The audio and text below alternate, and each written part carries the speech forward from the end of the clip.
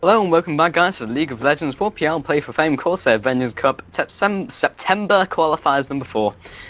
I am competent. I am also Pulse. So the first ban will once again be Diana, because Luna really seemed to hate Diana for some particular reason. Be racism. And we also have Ezreal coming from the enemy ban champions. Ezreal again is just considered to be like the best AD carry at the moment. So nothing really to say about that one, and just waiting for the rest of the bands to come out. Once again, Ari, standard bands from Luna so far, not really changing this one up. And Rengar, next band. These are like extremely conventional bands. Rengar, again, is just extremely strong at the moment. He's just ridiculous. Like, the quality of life changements just basically mean that he can just jump on someone and just rip them apart from very early on into the game. The ferocity stacks, when he gets like level 2 and level 3, then he can get points into all 3 of his skills, but generally he's waiting to put another point into his Q, and it really does vamp up in damage, and it vamps up in damage very, very quickly. It's very scary to lane against. There is some counterplay, like counter engaging from him, maybe like a Jace pick as well, which has indeed been banned out. But then he can just juke into the brush and jump back onto them. The range on his jump is like extremely long, and when he's in the top lane, I'm not sure about his viability in the jungle, because he really needs the brush to actually engage on someone. And with the ultimate, okay, but that's like post 6. That being said, he could be a viable counter jungler because he does so much damage. He's like a really great duelist. That being said, his jungle clear is kind of bad. He's like Shyvana with the twin bite with the Q, but then he doesn't really have the AoE to clear the jungle very well. Like, he has the W and he could max the W, giving him resistances, and I know a lot of people do that at top lane anyway. So yeah, there's a lot of things to it, but just banning it out is simpler. So the first pickup will be Sona. Could be a Tristana pick, very interesting. Have not seen a Tristana for a while now, but with Ezreal being banned out, it kind of opens up more interesting picks to come.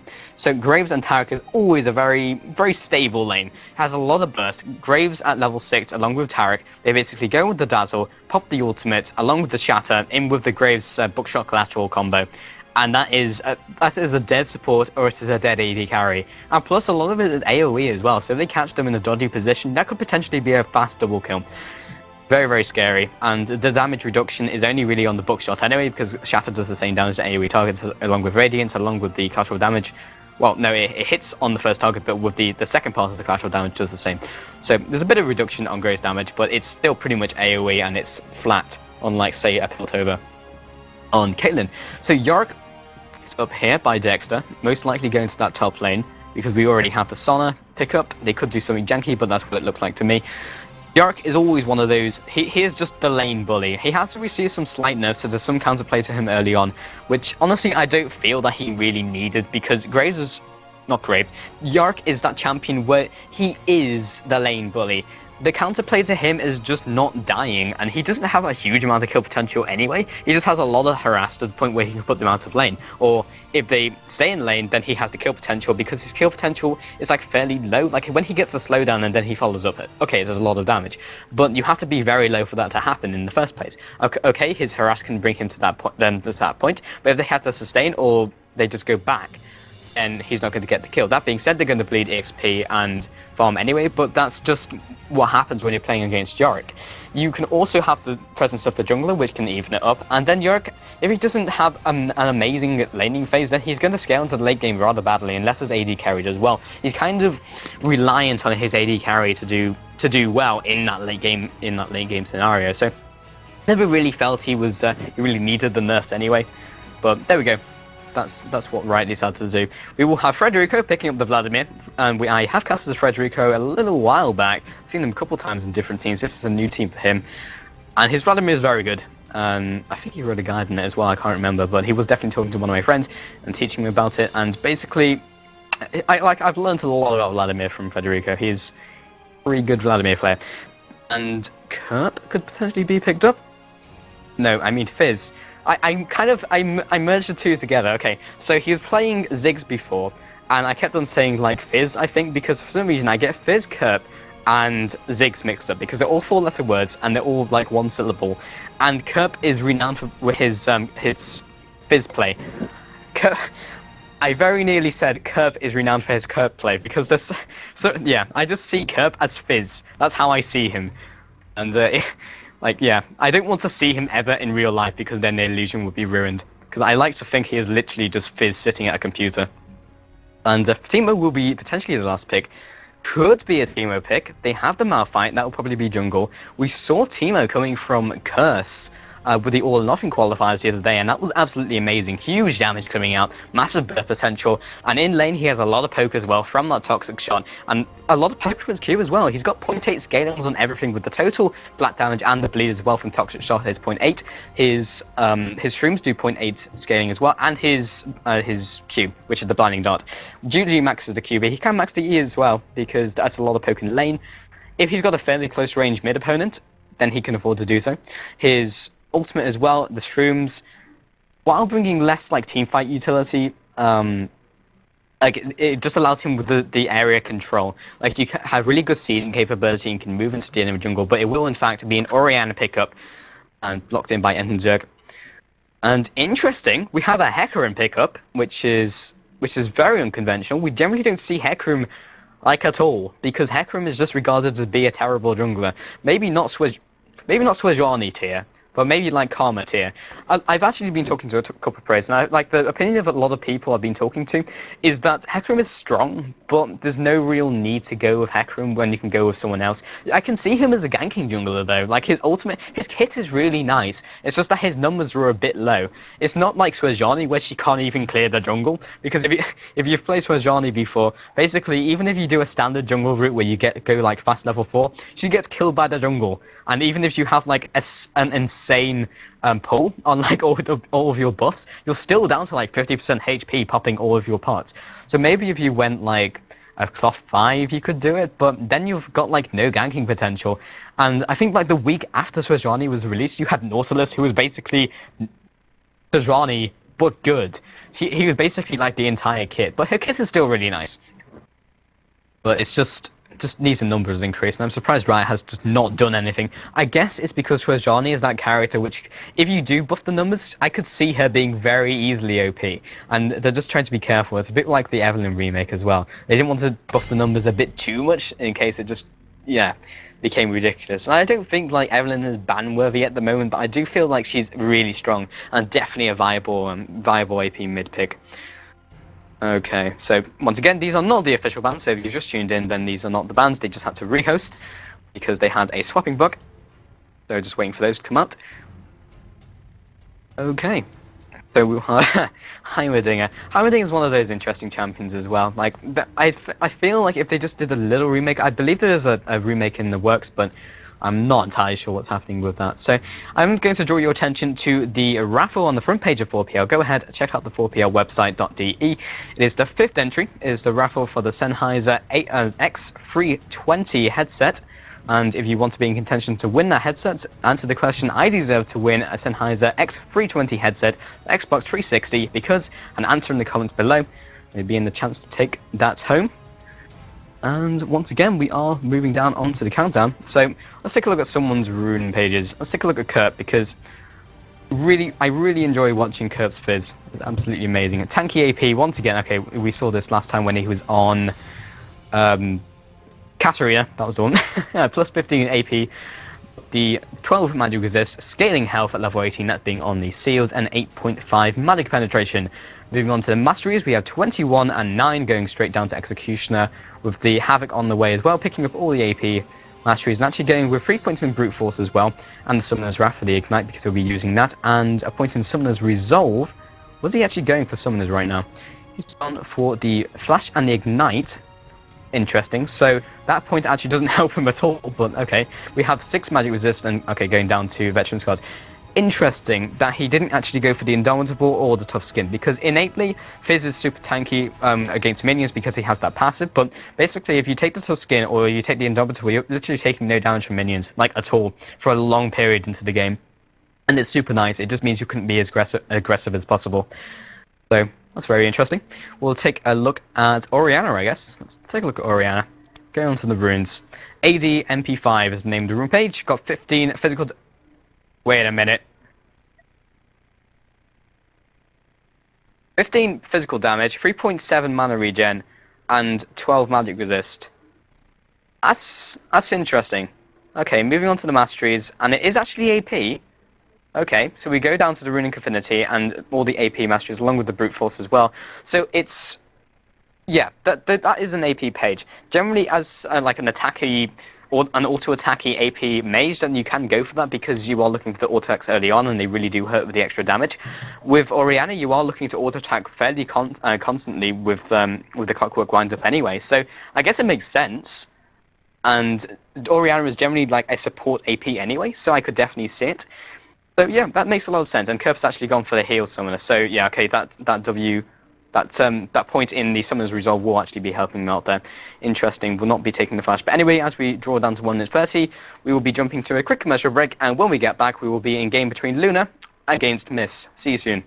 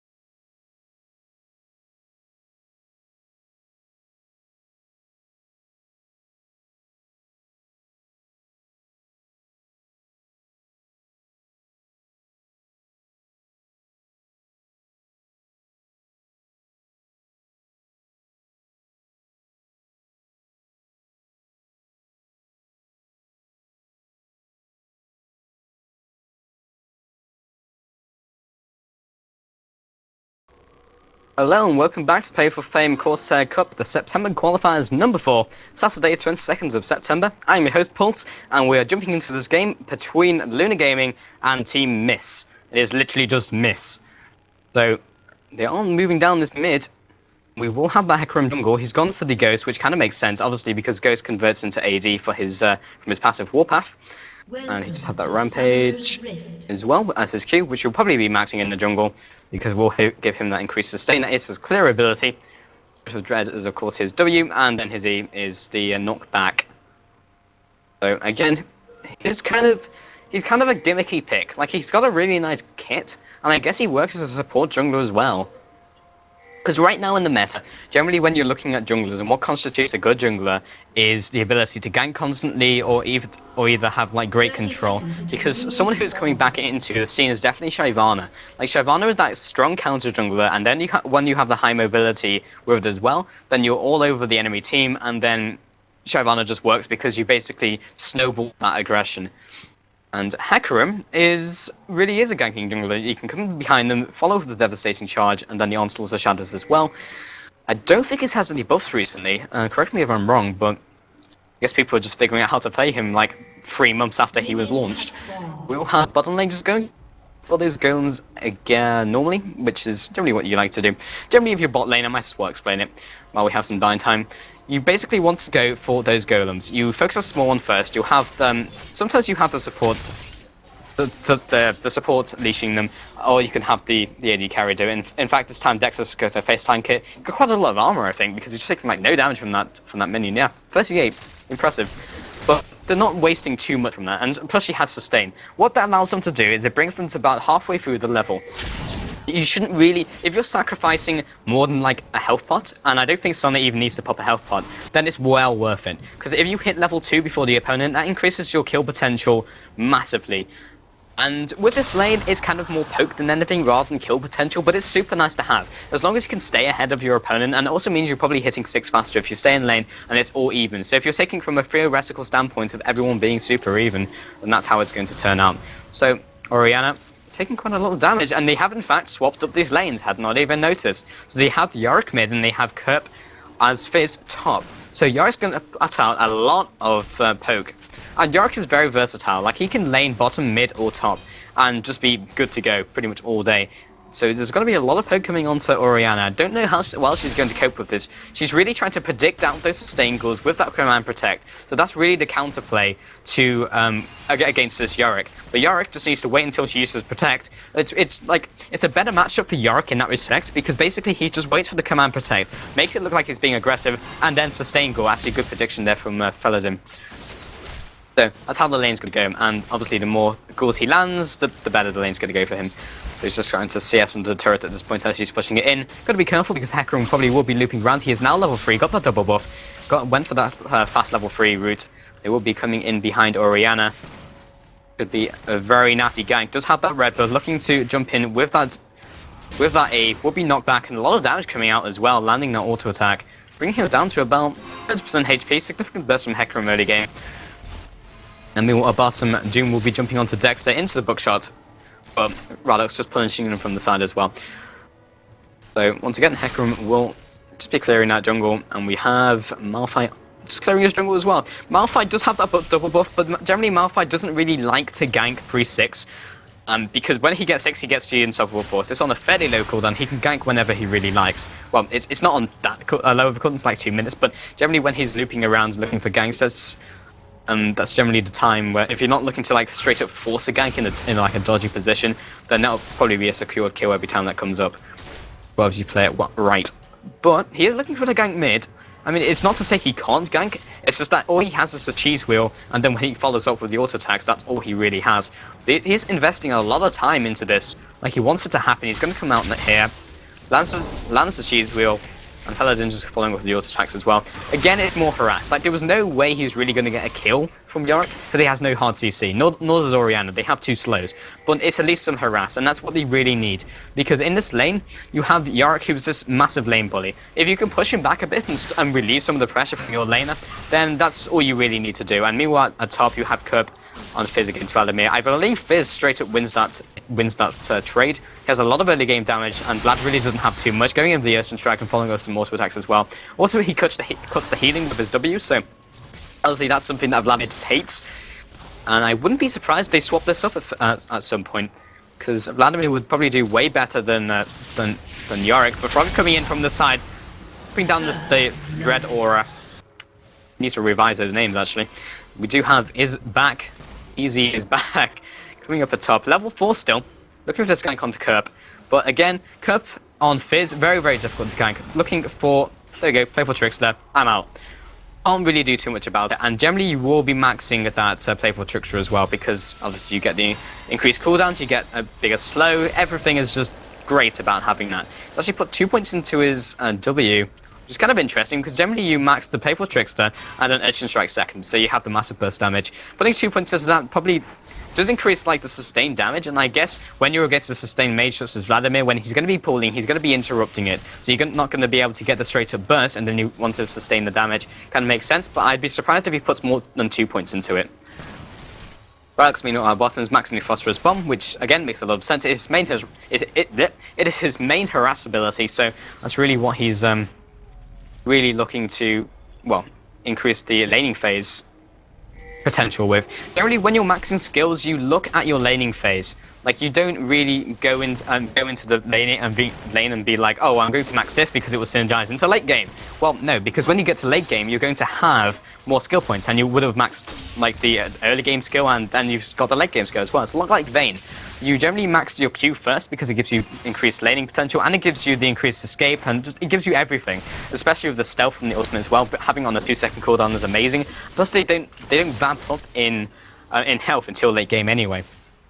So, yeah, from that perspective, it makes a lot of sense. Okay, so we do have Drogget maxing the Rampage, which kind of to be expected. It does mean that he has that increased clear. We'll be jumping in mid with the Spirit of Dread. Oh, I actually got the name right. Devastating Charge and Rampage. Onslaught of Shadows. Those are pretty cool names, honestly, on Hecarim, but I wonder if that Rampage can actually pop over the wall. Generally, as a jungler, you do like to use an ability as you're going past the side. So as he's looping around blue buff, then you can do that, and it means it will pull the blue buff into the bush. And something I picked up the other day as well is, like, when you're invading, if you have like a skill which is range, a bit like Lee Sin's Sonic Wave. If you hit that on like an enemy buff and then drag it into the bush, then as you loop round, it will be in the bush by the same time you're in the bush. So you'll basically be hiding the buff, and you'll be hiding the creeps as well. So if you time it perfectly, which is kind of nice. It's something nice that I have found out about League of Legends. And meanwhile, top again, we just got this sort of poke war. Kerp right now is pushed up against the, pushed into the enemy jungle. Well, past the minion wave. And meanwhile, bottom, we do have the ultimate coming down from back. Jumping onto Dexter, he's very low health right now. Ensign Zerg not able to follow up on that. Exhaust comes down as well. Radux has also been exhausted, stopping him from being able to follow up onto that Malphite. And nothing will be coming of it. So, got another 2 minutes until Malphite's ultimate comes back up. We'll probably be recalling. He's pretty much out of mana. Kerp's just going to jump onto Federico. Going to immediately pop that Sanguine Pool to prevent any sort of slow. Because when Kerp actually lands that slow from Playful Trickster, then it allows him to follow up. So by pulling it, then he can just run away. When he comes out of that Playful Trickster, then he's already away. He won't be landing the slow. But he will be this time because Sanguine's Pool is still on the cooldown. This is the thing with Fizz and Vladimir. Vladimir won't be maxing Sanguine Pool. He'll be maxing his Transfusion, which will be his Q. Fizz will probably be maxed Playful Trickster, so he's going to have it way more often than Vladimir will. So obviously there's some counterplay in that department, but obviously not as much as he would like. Kerp found himself a Malphite, not doing too much damage. Malphite fairly tanky at this stage. Crown Protect goes down from Paladin, does have that ultimate with the blue buff as well. Shockwave goes down, Federico coming from the north as well. Into the dissonance, From the Waters will be taking out Malphite. Paladin's trying to flash out of there, a lot of damage coming out from Kerb. Has got the Ghost as well, onslaught of shadows from Hecarim out of nowhere. Federico popping down Sanguine Pool, Kerb looking to follow up. He has been popped into that Ghost form. Flash comes down from Embersheep as well. We will have Doom coming from the bottom, along with Dexter 1, looking to follow up with some more damage. 1 for free trade, and this will probably be the Drake as they move on to it. We will have Ensign Zerg able really to follow up on that one, and Corky is back at base. Ping goes down onto that Drake. They do want it to happen, and they also have Radux coming there as well. So they have the sustained damage for it, and they are tanky enough. And they have Sona actually tanking it at the moment. Doesn't really matter who tanks it at this stage because it's a clear-cut Drake. There we go. Hecarim does a lot of damage. More than really I gave him credit for, so I'm kind of interested in that. Yeah. Very interesting. I'd be very interested if, in like the Season 2 championships, if they actually pick out Hecarim. Because Hecarim is a strong champion, I just still feel he's outclassed by like a lot of other junglers. Like if you want the ganking jungle, like why not pick Alistar? If you want the initiate, then why not pick Malphite? But I guess he kind of combines them. Like, he has a lot of early game strength, he has a lot of initiate as well with the Onslaught of Shadows. So, yeah, and he doesn't do terrible damage either. I just get the sense that he needs, like, a couple kills to get rolling. But that being said, because it is now sort of in the ganking meta with the junglers, then he's going to be able to get those assists anyway. And his ganks are pretty strong early game. He's meeting Malphite in the jungle, and generally when you have two tanks fighting each other, not too much is going to happen. The Stopper Force goes down onto Embassy, following up with the auto attacks as well. Got the shockwave from Faladin over the wall. Spells' Dread goes down, but not able to save his ally with that knockback from Devastating Charge. And Easy is back, will just be getting out there. Disconnect coming down from Yorick, unlikely to be a rage quit. Maybe he disconnected. Meanwhile, bottom up, no, there's the pause. Yeah, generally you try and pause when something is not happening, especially like a trade at bottom, because you're going to have to be spam clicking as it comes out of the pause. But obviously, Sheep DC'd, so you know something has to happen. But either way, I would have thought that Yorick would have bit the dust there, because with that shockwave after the initiation from Malphite, then yeah. Oh, he has 10 FPS, so maybe he didn't even want to engage in that in the first place, but it's fully possible. Didn't even notice that the enemy team has Orianna and it has Malphite, the classic League of Legends wombo combo. Malphite goes in, Malphite has the ball on him from Orianna, with that command protect, of course giving him increased resistances, and the shield as well, she pops it at the same time, into the ultimate and then the dissonance as well. Something I didn't mention before when I was going through the skills was that Orianna has max dissonance before the Q, which makes a lot of sense because it's still in-game, in the laning phase, it's still going to be strong because the dissonance when you land the ball is still going to do a huge amount of damage from command to protect. Obviously, it means there's less maneuverability with the ball because obviously you're not going to be able to spam it up as much as you'd like because the command protect hasn't been maxed, so you have an increased cooldown zone anyway. But what it does mean when you're transitioning into that roaming phase, into the mid game, which you're probably trying to get into as soon as possible, with that Malphite and Orianna combo. Especially with Taric and Grave as well, but I'll get into that in a second. Then you'll have the ultimate coming down with the shockwave, Malphite will be going in, and then you'll have dissonance to follow as well. That'll be AoE, and the fact that you have the initiation from Malphite means you're going to be landing a dissonance onto more than like 2-3 people. So if you get it onto like 3 people, that's way more, that's more worth it than having a Q. Horrible English, I know, but you get the point. So moving on to the Taric Graves point, Taric is that champion which, if you want that laning phase dominance, you go for Taric. That being said, Sona kind of does like everything better than Taric at the moment. I mean, she doesn't have the stun early on, I guess, but at level 6, and that kind of reaches that stage very quickly because bottom lane is usually very passive. That he's kind of outclassed. That being said, he has a lot of armor. He brings the team utility with that armor buff from the shatter. But that's kind of like mid-game orientated because it's flat shred. Along with Graves as well, he's kind of like early mid-game orientated with that the immense burst from Bookshot into collateral damage. Late game, okay, he's still an AD carry, he does a lot of damage, he still has the damage direct from his E, though as we've said multiple times, his E is tied down to his steroid as well as his escape. But if he uses it correctly, he should be fine anyway. But late game he's an AD carry, but a lot of his damage really does, his kit synergizes with that mid-game gameplay. Along with Vladimir I would count personally as like a late game hyper carry, because he gets to that point where he's got a lot of farm, he's got the Hemoplague as well, which just synergizes well with those team fights. That being said, when you go into those team fights, if he lands the Hemoplague and then follows up with the Malphite ultimate into the Uri ultimate, that's a lot of damage. They have a lot of team fight potential. Especially, they have so much AoE as well. Like, they have the wombo combo that we've spoken about. They have Vladimir coming in with the Sanguine Pool so he can duck under them, along with these Tides of Blood, following with sustained damage. They have a lot of sustained damage, but it is still burst. I suppose they put the Vladimir in there as well, because they have a lot of burst, but if they don't straight out kill them, then they still have the Vladimir constant damage to come out to mop up the mess, along with the AD carry, who's just always the AD carry with the constant DPS. But Malphite is just a tank. He has the initiation, he has the strong burst damage, but apart from that, he doesn't really have too much sustain. With Orianna, she does have sustain, but again, looking at the burst damage from the shockwave into the dissonance, and then just kind of supporting allies from there. Again, with Taric, he does have the aura with Radiance, but he is, again, looking at the burst with the Radiance straight up with the damage, and then with the W as well. Moving on to the other team, we have Yorick up.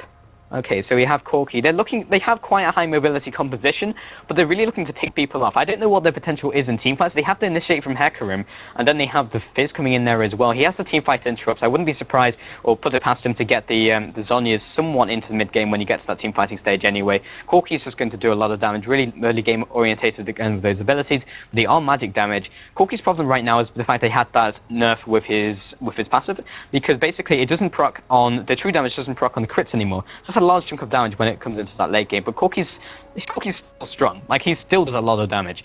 We have Yorick. again, who's kind of like early game orientated. I'm kind of looking at this early mid game orientated team, but I think they have the ability to just like snipe people off. They have good picking potential, but the enemy team just has a great team fight. So I don't know.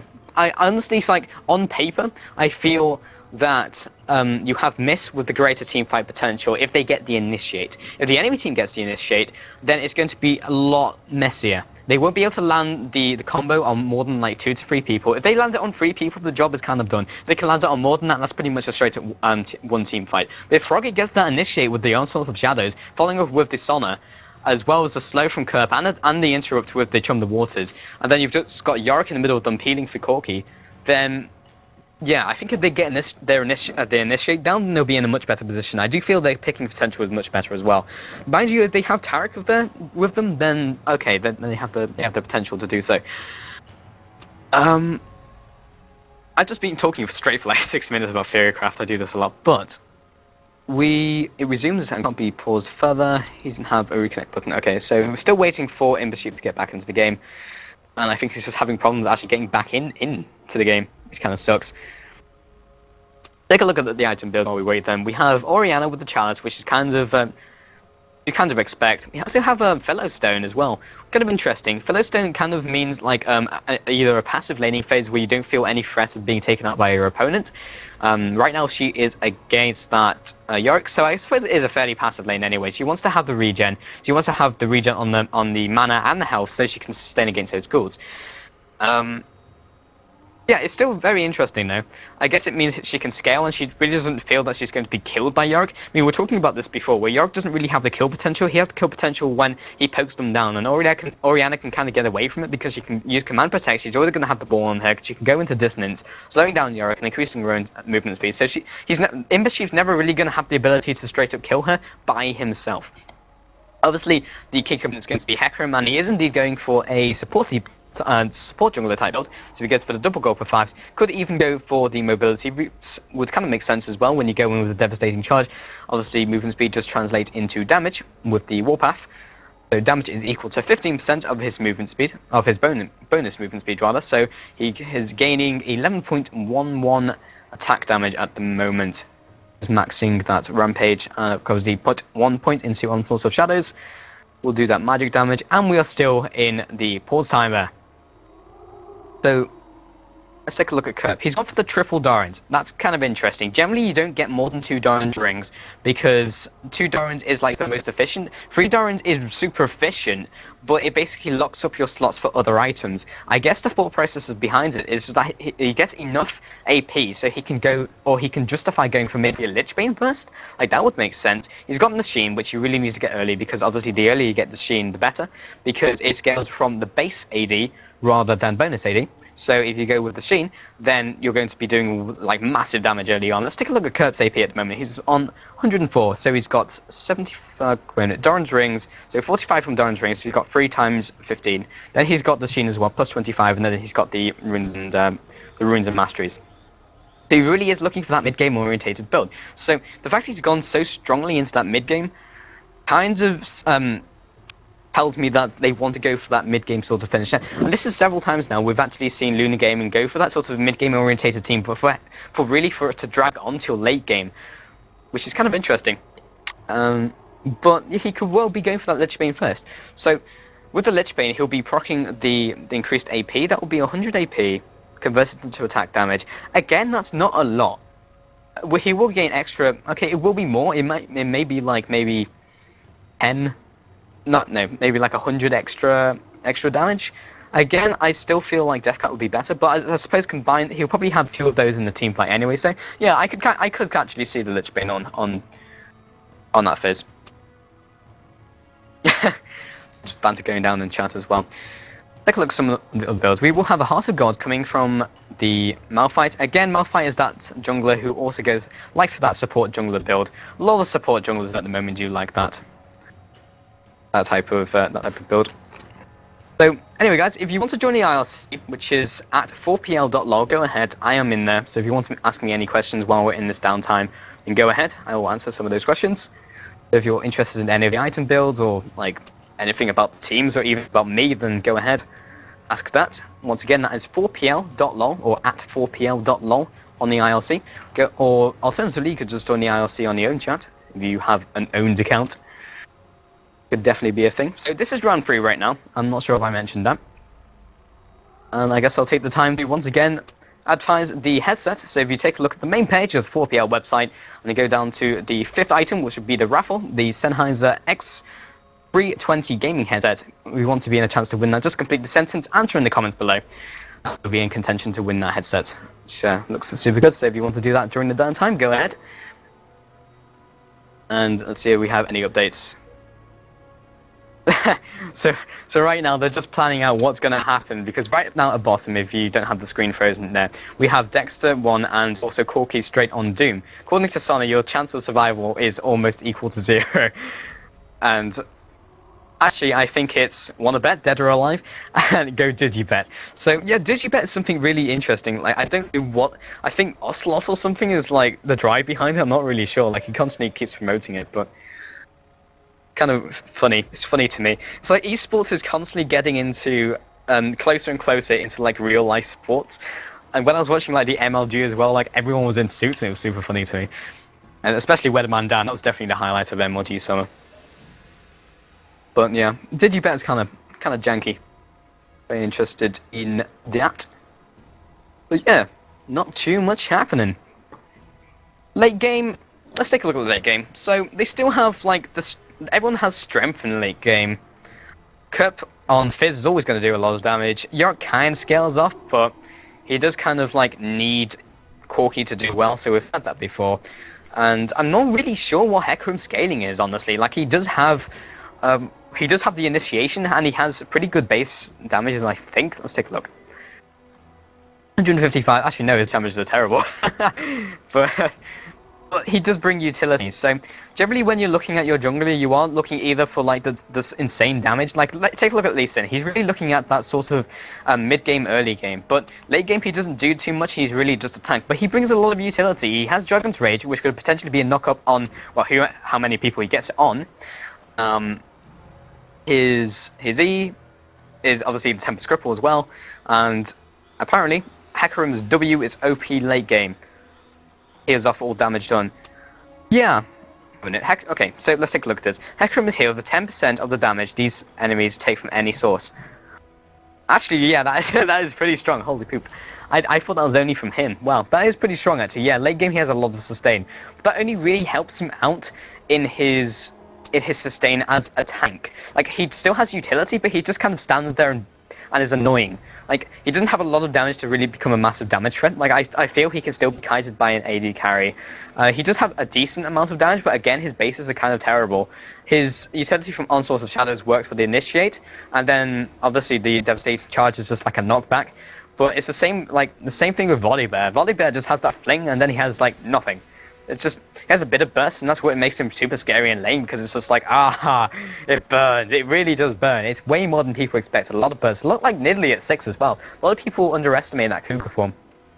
So, that is definitely a thing. But late game, I do feel that both teams are kind of weaker. I do feel that Federico on Vladimir will definitely be the deciding factor in late game. If Vladimir does well in that mid-game scenario when he gets some kills in those team fights, then the transition into late game will be really good.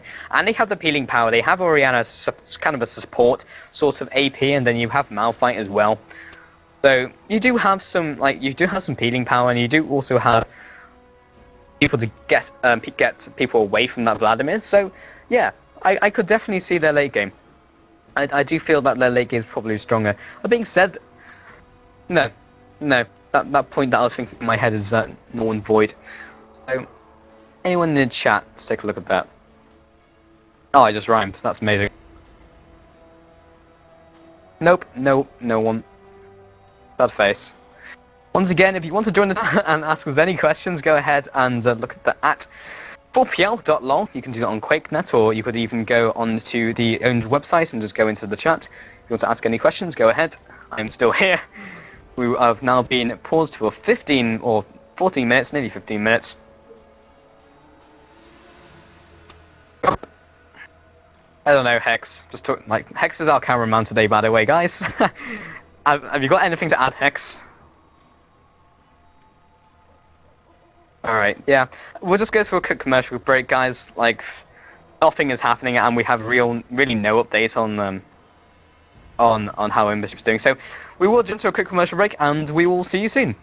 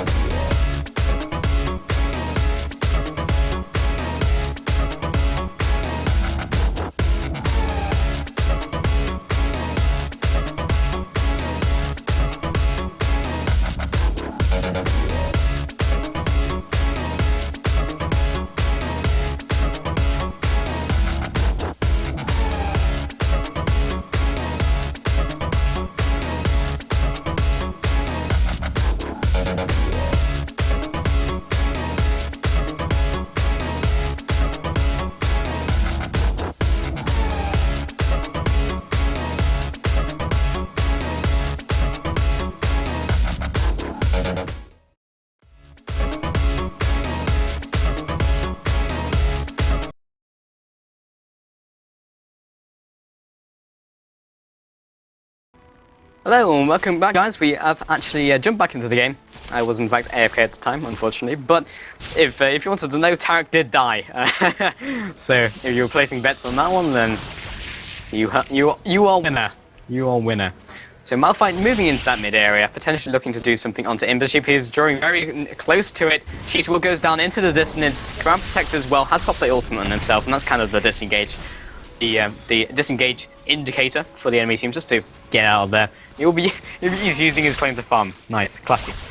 We have Hecarim moving around the side. We have Curve coming in from the side as well onto Feathers and looking for the Chum the Waters. And he was actually knocked out the way by Frogget, moving him along to the side. Spirit Dredge goes down. Curve going in with the Urchin Strike on the max range, so won't be jumping after them. Of course, Urchin Strike actually moving in with the Playful Trickster. He really wants this kill. Ignite goes down. Will this go through the shield? Yes, it will. Picking up the kill, 1-0 so far. And they have the entire team grouped around there. Corki is not there, however, Kirk jumping into Playful Trickster once again. Rocket just pushing forwards, bit of aggression, just pushing bottom lane away from them. And they will be moving on to that blue buff. Malphite around that area as well. Doom and Entendrug on that area. Smite goes down to secure that blue buff. Kirk's got to be careful. And Unstoppable Force goes down by back. We'll be picking up the kill. We'll have Vladimir chiming in as well. And kill securing it. So, yeah, he really had to be careful and he wasn't able to. I'm not entirely sure. I think his Playful Trickster might still have been on cooldown as well, so he couldn't actually juke it, but you could just sense that it wasn't going to go well. It was just like, Curp, right in the middle, just like, some of his team went north and some of his team went south, and he was just like, like he wanted to get over the wall.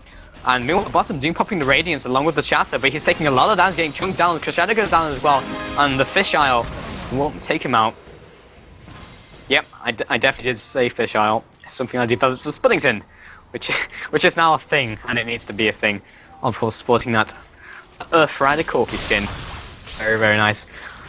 I really do hope that Riot at some point do update the Baron, Red Baron Corki. I do feel that needs to happen. And honestly, because I was talking for so long, I've spoken about everything I really wanted to say.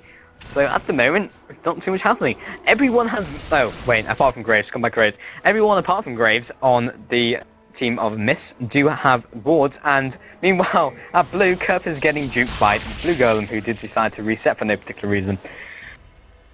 Meanwhile, meanwhile, top, he will be going back, and very interestingly enough, to me at least, is the fact that mid and top didn't swap up. So they probably feel like the Yorika Oriana matchup's fine for them, and the same vice versa. Frederico getting initiated on by Kurt, but it's more harassment more than anything. Had his blood as well. Also important to note is actually Playful Trickster goes down. Heavenflake is out as well. Malphite does not have the ultimate. From the waters will zone him out just for a couple seconds. Heal has been popped. Kurt getting chunked down very quickly. Playful Trickster will get himself out of the ground slam, looking for that cheese wheel. They are going to go for that dive. There's the cheese wheel. Increased movement speed has gone out. Malphite does still not have the ultimate. Frederico just taking some of that tower aggro and probably just be farming away. For lack of a better term, and no pun intended, Kurt on Fizz is very, very slippery. There's not very much you can do against Playful Trickster being on such a low cooldown. Rocket looking for that lane gang, but not going to be able to get that done. That lane is already there. They might be pushing down this turret.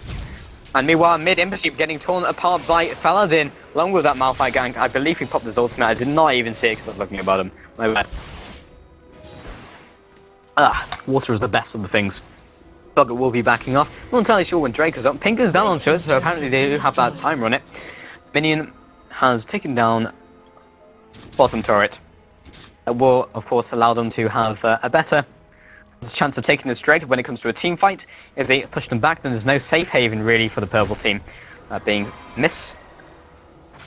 They're waiting around the area. There we go. Drake has now spawned. And Kerb just doing damage to it as well.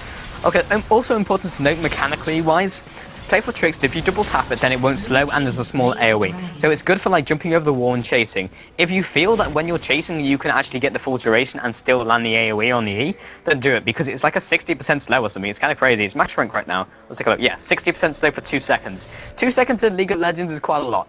It is huge. Basically, like an entire team fight can theoretically happen in 2 seconds. So yeah, that's pretty significant, and it's AoE, so if you're on that chasing situation and you're able to do it, okay, there we go, we have to actually swap the lanes. Top and mid are still standing, bottom has of course fallen, but they have swapped the lane, so they apparently they're not feeling it. they're not feeling that those matchups are really going too well. Maybe they think that Kerb has more kill potential on mid. It's probably possible, because I do feel that he has more potential on Oriana than he does on Vladimir, because Vladimir can use Sanguine Pool. When he's used Sanguine Pool, of course he does. He would just play more defensively. Malphite coming in from the side as well, looking for the unstoppable force. Nizzy has Playful Trickster, so he just wanted to straight up do it, because it could be a wasted ultimate, and Malphite's ultimate is very, very valuable. Malphite didn't even have ultimate, actually. Maybe he was just trying to put fear into him. Rocket's still around the corner with the Hecarim, looking able to engage on him. Kerb's also there, and he's just going to carry on farming. We do have the support in the North Jungle right now, so we could see some action at top. Imbersheep does have this warded, but he has it warded in the river, so he's going to see Doom in a couple seconds. He would have seen him now. Now he's going to back off. Will he go for the flash stun? He doesn't really have the CC behind it really to follow up on that one. And we'll have 4 members of Luna in mid, so they could go for this mid siege. Graves down at bottom. Is he freezing the lane? He is freezing the lane. Interesting.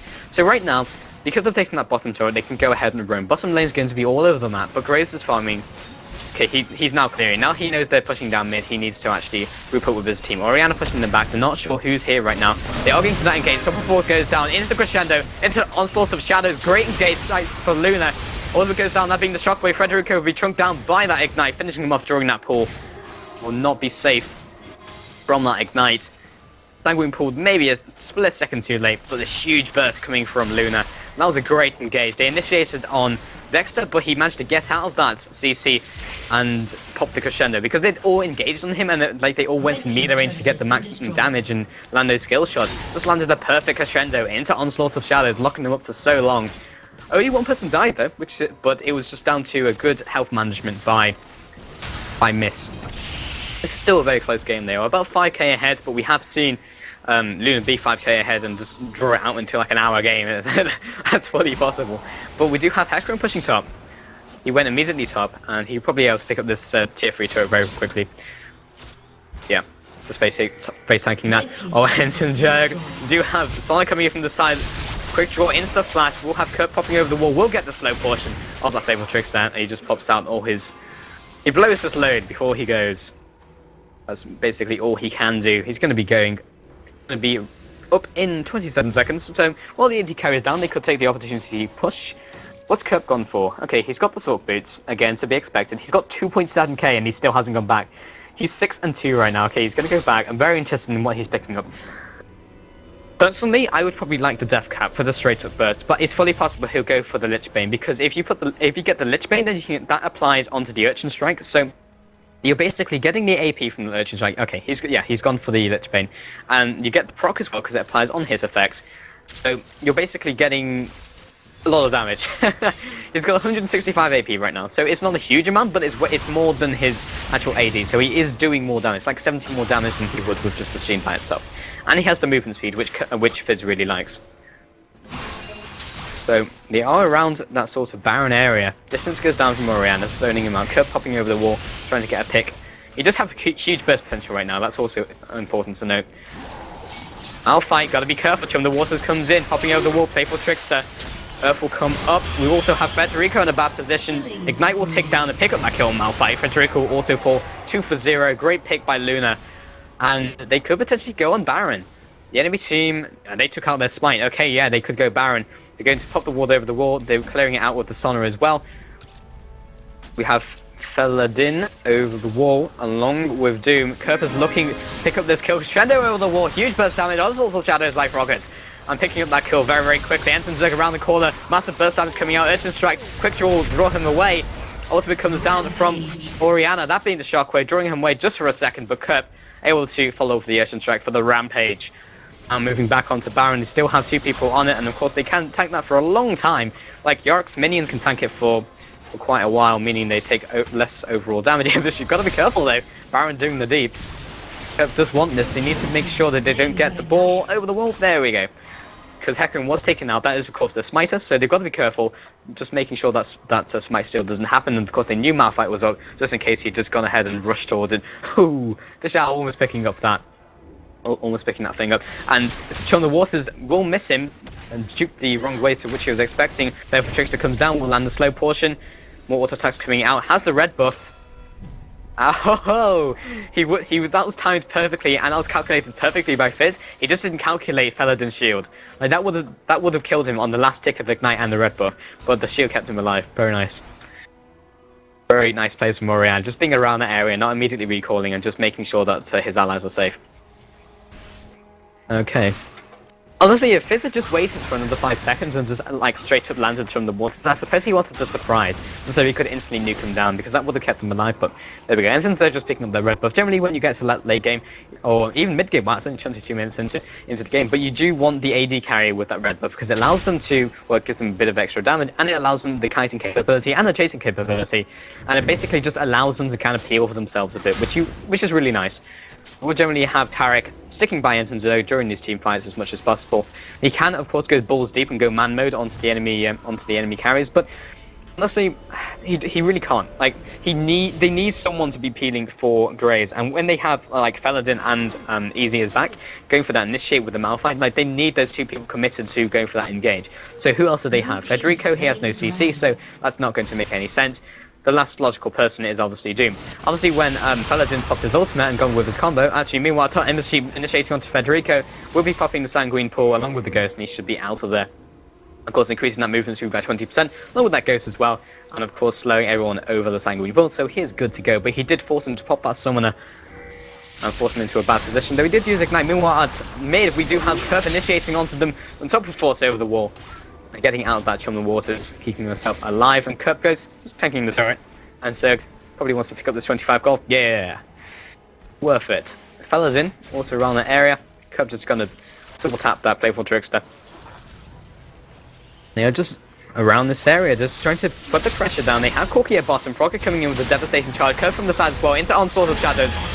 And Shockwave comes down, Ensign Zerg from the side, will be pincered. He will be flashing over the wall though, he will be good to go. Shutdown comes onto Fizz from Federico, coming back into this team fight, now chasing onto Ember. She needs to turn around though, sustain goal, keeping him healthy. Rax around the side, gotta be careful, the rest of the team is away from him. And he does not have Valkyrie, he has Valkyrie in 5 seconds. Going to be picking up this blue buff, so going to be denying that from Orianna, who has bitten the dust anyway. That was a 1-for-1 trade. Kerp did die in that engagement, but they are pretty safe. So it's 24 minutes in, and Vladimir, even at this stage of the game, is starting to hurt quite significantly. He has 3 kills. He's got the Zhonya's Hourglass for the teamfight interrupt, along with his Sanguine Pool. And basically, those two combined, if you times it pretty like correctly, you can basically get 5 seconds of just not being able to, for the enemy not being able to attack him. Because, like, if you pop the Sanguine Pool, they're not going to be attacking him. They're not going to attack him immediately unless the focus is perfect. And even then, they may not even want to be attacking Vladimir, because the person you want to be attacking changes during the course of the team fight, depending on who's doing work on your team, who's in a position, and positioning is huge in a team fight. So, like, if you pop the Sanguine Pool, it basically draws the attention away from you and onto your allies, maybe onto your tank if you do it like if you get it perfectly done. So that could be a second of them not attacking. Then he cops the Zhonya's as well, or the Sanguine, depending on what order he does it. And that's like 5 seconds of not being attacked. And when you have a sustained mage, that's just like absolutely amazing. We'll actually have Curb jumping onto Doom here right here, but he really can't cope from the gate, or can he? From the waters will land on Federico. Good Zhonya is blocking the damage, and the CC, and the sheep from the side, and there's the unstoppable force in with the combo. Curb doing huge damage. Will be picked off immediately. Well, no, he's alive. Where is he? Oh, his ghost was picked up. Federico popping the Sanguine Pool. Isn't this sort of skirmishy teamfight? Dexter got the focus. Crescendo goes down, lands onto the 2 carries. It's the team flashing out from Command and Protect. Timber Sheep from the north as well, looking for this W. Not going to get it done. 2 for 0 trade so far. Kerp very, very low HP. Radok's got to be careful though. He's on the front lines, being slowed by that Dissonance. Onslaught of Shadows jumps onto Entenzer along with Veladin. Will be dancing just for a second as he jumps onto them. Rampage goes down, but he will be counter-initiating. No one really to follow up on that, and Corki really didn't want to commit, nor could Corki really commit on that situation. So he will just be backing off. 2 for 0 is a pretty good trade when it was that close into the turret and that close into the enemy territory. So in the jungle fight, it was kind of split up. We had like 4 people at top in that trade against Kerp and who was it? I couldn't quite see, but basically, they were so split up because they basically split themselves away from Orianna's ultimate and away from Malphite. Because when Malphite went in, he hit it on 2 people, which is an okay ultimate. Basically, a good ultimate from Malphite is like 3 people or 4 people. That's like a good ultimate. And like the ultimate that he did was fine. It wasn't terrible, but it locked them up to the point where it's like, okay, well, he's used that initiate. Orianna doesn't really have a conduit for her shockwave, so they basically split. And Entenzer could be caught by Ember Sheep, but he doesn't really have the mana to follow up. And Entenzer a lot of damage right now. He could probably duel him. It's pretty close actually. I'm not entirely sure who would win that trade. Probably Yorick, because he has a lot of sustain. And the items his Grave's got actually. He's got 1 big item and still building the Phantom Dancer. Yeah, Yorick would win that trade. But meanwhile, bottom, we do have them looking to siege Kerp around that corner. I don't think Doom can see him because he is around that corner, cutting the vision. And they do have the ward as well. From the waters comes down, and the massive damage coming out will be instantly giving him. Distance comes down along from the Command Attack. Hemorrhage comes out. Kerp in a really bad position. Has popped the Zhonya's though. Will be blocking that Hemorrhage into play for Trickster, but Entenzeg ready to sweep up the mess. Knockback from Frogget will be moving him away, but into the ultimate, the Silver Force into the Shockwave will be absolutely giving that Sona. The Radok's trying to get out of there. Frogget from the side. They're going to notice him, but they're staying true to their quarry. Entenzer really wants this kill. The rest of them do it. This is the AD carry. It's super important. Ember Sheep coming in from the side. Pops the ultimate onto him immediately. If he gets picked, he's still got a couple seconds of extra damage. Federico popping down the Zhonya's. Easy is back, taking huge amounts of damage. Will be picked up immediately. We have Paladin from the side being picked up by Frogget. We'll have Corki finally dying. All sorts of shadows will pick up that kill into the auto attack. We'll be getting the crit on that one. Ember Sheep now chasing after Entenzer. Has been immediately blinded, cutting the vision. Will be juking into the bush, cutting the vision. Once again, have the ghouls chasing after him. There's the double kill from Frogget. That'll be pretty much a 5. That'll pretty much be the ace. Who died? Kerp died at the start and Sona. So 3 for 5 trade in total. Of course, that's Tarek being given at the start. Problem was, Kerp did all his burst on Tarek. Okay, that's good. It's now a 5 versus 4, but he wants to get his burst onto like a high priority target. And the thing with Fizz is that he really can. He has the kit to be able to do so. They're about 12k ahead right now, which is super strong. But even so, if he'd gotten that burst onto say Orianna, then they would have won that team fight so hard. Like they would have lost a massive chunk of their damage. What they lost was peeling potential. Tarek is starting to scale off now because he's coming into that late game. He still has the shred, which is super nice, but like he's not as valuable as other targets. And generally, people are like, oh, well, the support isn't valuable anyway. But when you have a support like Alistar and you have a support like Sona, then the utility that they can offer over team fights is kind of, you could say, invisible, but it's more than you think it is. Like, Sona's ultimate crescendo, and there's a Chum the Waters now jumping onto Orianna. Shockwave goes down, instant Thermal Trickster. Easy as back is around the corner, and he will be engaging. Zhonya's comes out, he knows he's dead. trying to stall force anyone potentially around him, and that is not a good time to be dying, because right now it means that Mist can move maybe onto that Baron. That being said, they still have Hecarim up. Yeah, it's... They're going to play it safe. They're not going to go for that Baron, because Onslaught of Shadows and with the rest of the team can still mess them up pretty bad. Despite Kerp having like 11 of the 21 kills, yeah, they're still got to be careful. They are going to go ahead to siege mid. Corki coming in from the side. Whether they can fight this, they might be able to with Onslaught of the Shadows. Perfect Onslaught of Shadows could turn this. Radix coming in from the side. Crescendo will land on 3 people. Easy back trying to zone him out into the unstoppable force with popping of the wall. Valkyrie hitting spree for him. The Chief Rations of Federico sending 3 of them away. Ensign Zerg moving towards that bush. Will be finding himself. Radix picking up that kill with Easy as back. Popping over the wall. That will be Dexter picking up that kill. Embassy moving to the side as well, trying to get this AD carry. He has been popped and his death one will fall. Rocket will be picked up and not actually... Interesting, he juked into Easy's back and not Graves. Guess he thought he could maybe escape, but wasn't going to happen. And Dexter's just going to go ahead and recall. That wasn't a terrible team fight right there for Luna. The fact they were 4 versus 5 and the enemy team, I guess you could kind of say they lost, but it was kind of an even trade. Like I would probably say it's straight up even. If they had Fizz there, that's kind of a show of strength. It's like, this is 4v5, okay, they were under turret, but it's 30 minutes in, and that's a tier 3 turret. The damage it does is kind of negligible, especially depending on who it hits, because it's 184 damage. It's on Vladimir, he has the resistances as well, so it's doing very little damage. That being said, Vladimir was zoning like 3 of them. That was a very good team fight. In theory, that was a very good team fight for Team Miss. But it didn't work out amazingly well for them. I mean, Ensign Zerg managed to keep himself alive, but he found an angry Corki in the bush who was just camping there because he was slightly out of position. Started popping over the wall with a great Hymn of Valor, was picking up that kill. But yeah, it wasn't the greatest of things. And the fact that they're so ahead on gold, it just allows them to stay ahead of them. And it was a good engage because they needed to have that happen to stay really in contention. But it was just, again, it's a show of strength. It's just like, well, if that's what they can do, 4 versus 5, then what's going to happen in a 5 versus 5 when that was a good team fight? And there's a shockwave straight onto Dex. This could be the pick, but perfect crescendo onto 3 of the Oscils of Shadows as well to follow. Federico moving in from the side, and with Doom to support. Radix coming in with the Valkyrie, starting to chunk down the enemy team. Ensign Zerg popping the heal to keep himself alive. He's now in the middle of the enemy team. John Waters goes down, picking up the kill onto Vladimir. Izzy is back now, being chunked down by Kurt, ripping him apart. We'll be picking up that kill immediately, and Doom is still 100% HP, but he is not a high priority target. He will not be able to stem this onslaught. They have 3 people up, jumping onto him with that Urchin Strike. Damage coming out from Doom, but it's not enough to keep himself alive. There's Urchin Strike once again for the ace.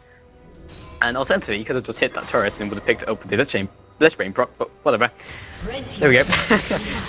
We didn't notice the health on the turret. And they're probably just going to push down mid. Felidin's going to come up in around 6 seconds. And they probably could kill him actually. They're fairly low health, fairly low mana. But because a lot of them do burst, especially Kerp, could probably just give him before that happens. Kerp's going to have that ultimate fairly soon as well, actually. 10 seconds. So Oriana's there. Can she actually... Fairly unlikely she's going to be able to stop them from taking that. Good playful tricks. They're getting out of that distance. And they're picking that blue buff, but I think they realise it's not up, because Kerp does have a blue buff, probably being refreshed from that team fight. So... right now, we have 3 Trinity forces from Luna, and Embassy potentially being caught here. Dissonance comes down, and they're popping a quick draw, and there's the shockwave for the shutdown. Baron is still up. The rest of the team is coming on there as well. If they want to stay in contention, they're probably going to have to go for the Baron, and I think the call's been made. Yeah, they're going to go for it. Federico, very healthy. Hecarim to the north of them as well. Does he have all sorts of Shackos? Yep. All sorts of Shackos. All sorts of Shadows is up. He could potentially go for this. There's a smite up as well. Baron down to about 40% HP. If he's going to go for it, he needs to go for it now.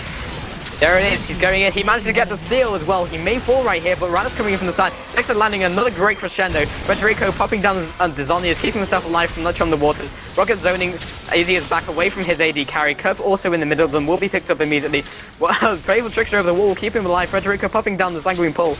Dexter from the side as well. Rocket just wailing on Faladin, will eventually fall. He's not got any sort of escape mechanism. Federico around the side has been slowed by the slow power cord by Sona, keeping him in place while the rest of the team mops up the mess. Kerp over the wall, massive damage coming out from that Urchin Strike. Trying to get out of the way of Anton Zerg though, who's chunking down very rapidly. Dexter also following after. Playful Trickster goes down into the Urchin Strike. There's the ace, 5-0, and this is probably the game.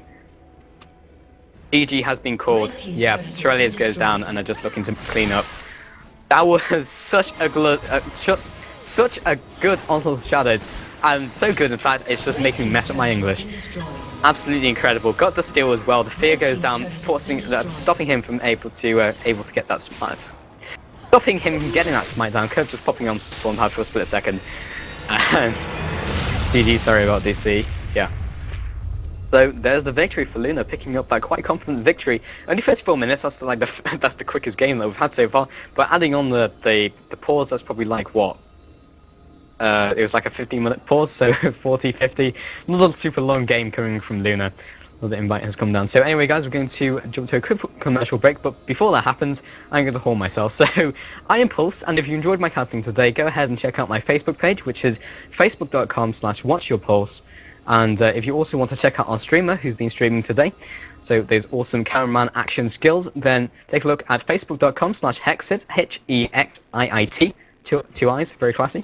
So if you want to take a look at that, and go ahead and like it, show us some support. As I say that, I just completely mess up. But if you, it's basically nice to just have some confirmation that the community feels like we're doing something well. So thank you for that, and we'll be jumping to a quick commercial break. And when we get back, we'll be looking for the potential champion select. So see you soon, guys, and stay tuned.